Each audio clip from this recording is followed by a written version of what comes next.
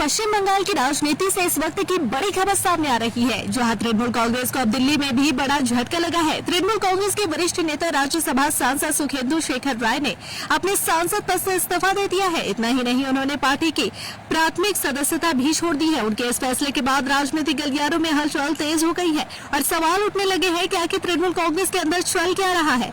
इस्तीफे के बाद सुखेंदु शेखर राय ने पार्टी पर गंभीर आरोप लगाए हैं। उन्होंने कहा कि हालिया विधानसभा चुनाव में बंगाल की जनता ने 15 साल से सत्ता में रही तृणमूल कांग्रेस के खिलाफ अपना फैसला सुना दिया है। उनके मुताबिक जनता ने भ्रष्टाचार, महिलाओं पर अत्याचार, शिक्षा, स्वास्थ्य, रोजगार और कानून व्यवस्था में कथित विफलताओं को लेकर पार्टी को नकार दिया है। सुखेंदु शेखर राय ने यह भी कहा कि जनता के इसी फैसले का सम्मान करते हुए उन्होंने सांसद पद और पार्टी दोनों से इस्तीफा देने का निर्णय लिया है। उन्होंने दावा किया है कि आरजीकर मामले के समय से ही वह पार्टी की कई बातों से असहमत थे और खुलकर अपनी राय रखते थे। इसी वजह से उन्हें लंबे समय से पार्टी के भीतर किनारे कर दिया गया था। उनका कहना है कि वह सही समय का इंतजार कर रहे थे और अब उन्होंने अपना फैसला ले लिया है। राजनीतिक विश्लेषकों का मानना है कि यह इस्तीफा सिर्फ एक व्यक्ति का फैसला नहीं, बल्कि तृणमूल कांग्रेस के भीतर चल रही असंतोष की राजनीति का संकेत भी हो सकता है। गौरतलब है कि विधानसभा चुनाव में हार के बाद से ही तृणमूल कांग्रेस लगातार संकट का सामना कर रही है। पार्टी के कई विधायक पहले ही बगावती रुख अपना चुके हैं। विधानसभा में विपक्ष के नेता के मुद्दे पर भी पार्टी के अंदर मतभेद खुलकर सामने आ रहे थे।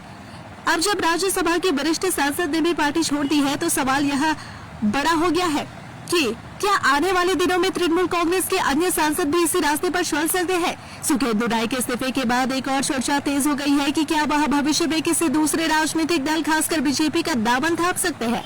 हालांकि इस पर उन्होंने अभी तक कोई स्पष्ट बयान नहीं दिया है, लेकिन राजनीतिक गलियारों में अटकलों का दौर शुरू हो चुका है। फिलहाल सबकी नजर इस बात पर टिकी है कि तृणमूल कांग्रेस इस बड़े झटके से कैसे निपटती है और आने वाले दिनों में पार्टी के भीतर और कितने बड़े बदलाव देखने को मिलते हैं।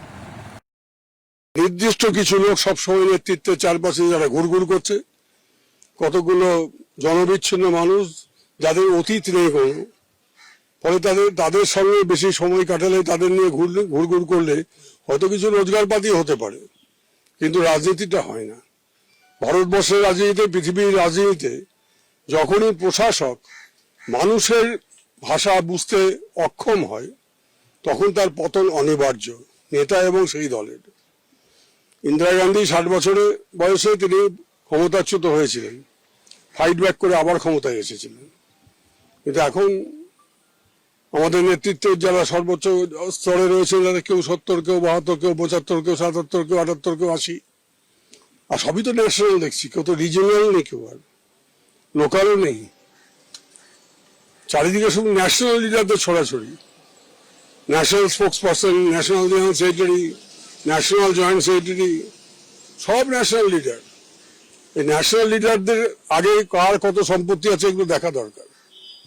প্রত্যেকটা হাসপাতালে গত 5 বছর অন্তত যে ওষুধ, স্যালাইন, ইনজেকশন এবং অন্যান্য জিনিস, দ্রব্য সামগ্রী সরবরাহ হয়েছে, কারা করেছে, কত টাকায় করেছে, তাদের কোয়ালিটি ঠিক মতো দেখা হয়েছে কিনা, সমস্ত কিছু ফরেন্সিক অডিট হওয়া দরকার।